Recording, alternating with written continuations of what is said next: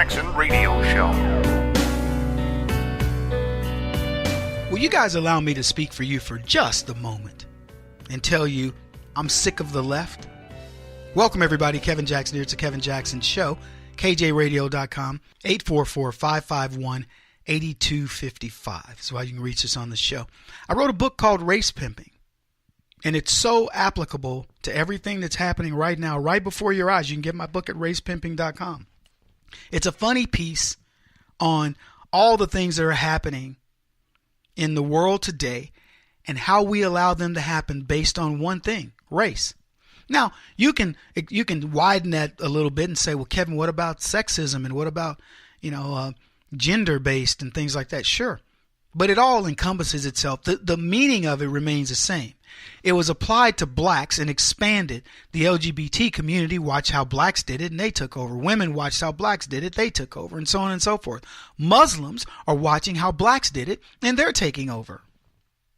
You can get more and do less with leftism by just complaining. Forget going out and taking advantage of the American dream. That's so yesteryear. So blasé. Yeah.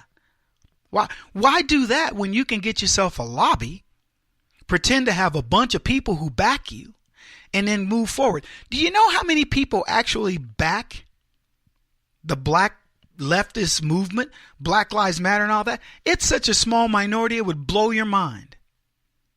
The number of Muslims who actually believe the crap that they're selling to us is so infinitesimally small, it would blow your mind. When I'm talking about, it's not even 10% of their people. People argue the numbers, but probably safe to say it's 5%. With blacks, you'd be lucky if it's 5%. I mean, they really buy into the Black Lives Matter thing. It's not that many evangelizers. The women's movement. I'm talking about the way women want you to believe it, that men are all destructive and all that.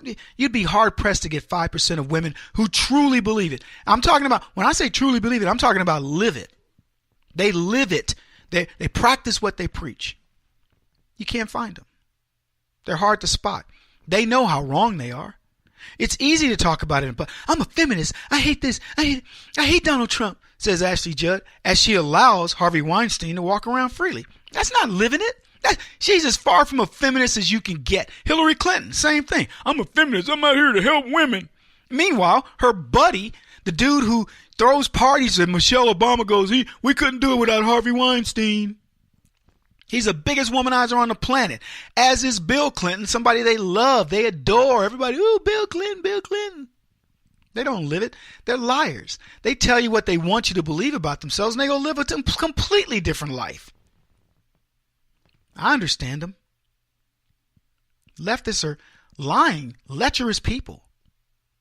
They want you to believe. They tell you how you should live, how much money you should make. And while doing that, they're out making crazy money. They're looking for ways to have money and to get it for free. Look at what the Clintons did. Tell me what the Clintons have done to make them worth $200 million. Kevin, they give speeches. Okay, great. Look, I give speeches. I don't make a fraction of that. And I'll be honest with you, there's a number that I have in terms of my speech value. I'll take what you pay me. But I go, look, no matter how much my words mean something, they're not worth that. If I'm giving you something that where you can go make more money. For example, I teach you a manufacturing process.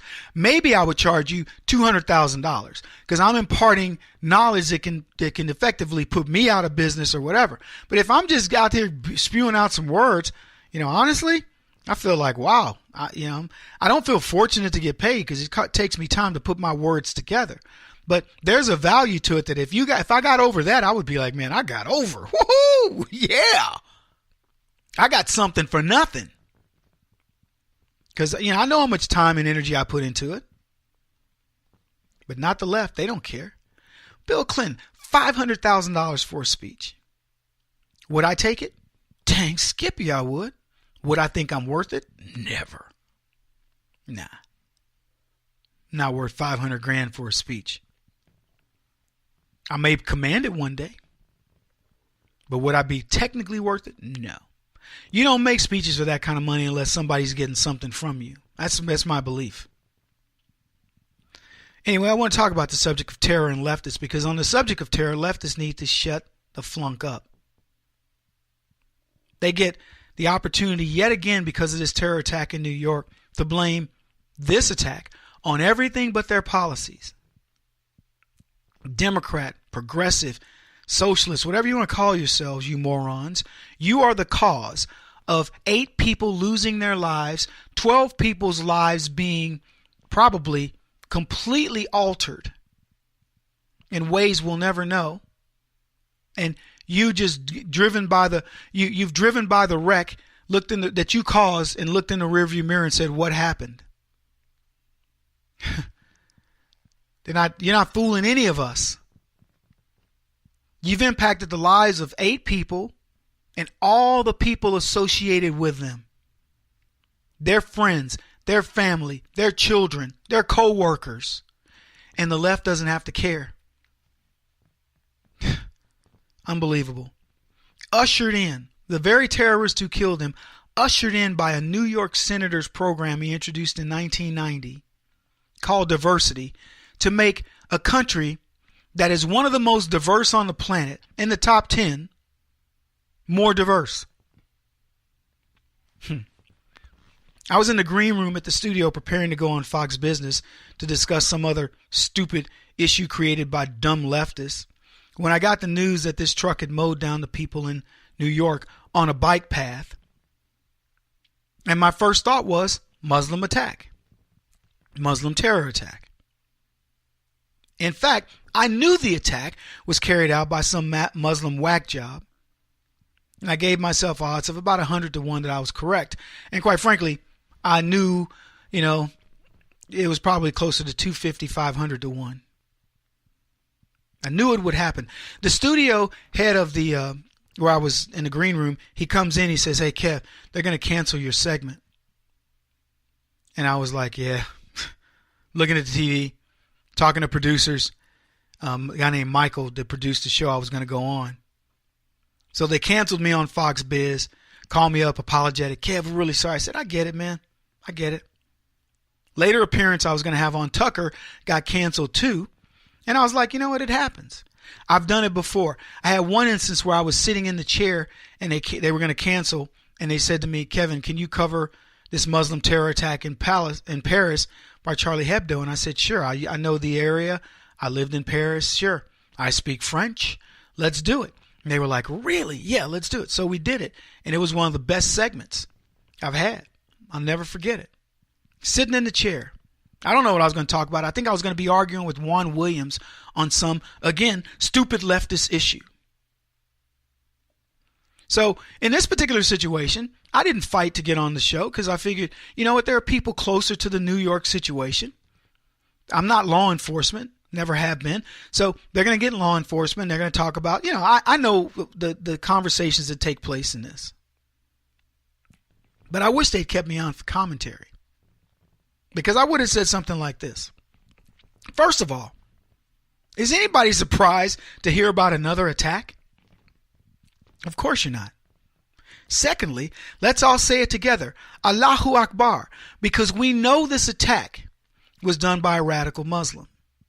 Now, there have been a couple of instances where there were attacks and we didn't know, it turned out it wasn't what we thought it was. I profiled those earlier in the broadcast. But the majority of these are attacks by Muslims. And you know what's really interesting? The attacks you don't hear about. There's a bunch of them. Little one man, he killed a woman with a knife and things like this. I'm following this stuff closely. religionofpeace.com for those of you who want to. But you know what? The last time we talked, terror anyway, was it London? Was it Paris? Was it Miami? Who knows? Who cares? That's the way the left has conditioned us. We don't remember. We can remember the big ones. Oh, yeah, they were San Bernardino. Oh, yeah, they bombed the Boston Marathon. Oh, yeah, we got this big one that happened in Miami. And we'll remember this one for a little while. But I'm going to ask you, put them in chronological order. Tell me what the London attacks, the Paris attacks, Brussels, etc. And do you think you know where these attacks are occurring and what frequency and things like this? Because I'm going to tell you, you don't know. Unless you're Bridget Gabrielle or Pamela Geller, you don't know. These attacks are happening all day, every day. Thousands per year.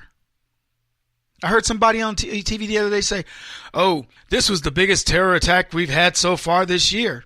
And it was like 8 people killed or whatever. I don't think it was this one. It was another one. And I was thinking to myself, that's not the biggest terror attack that's happened so far.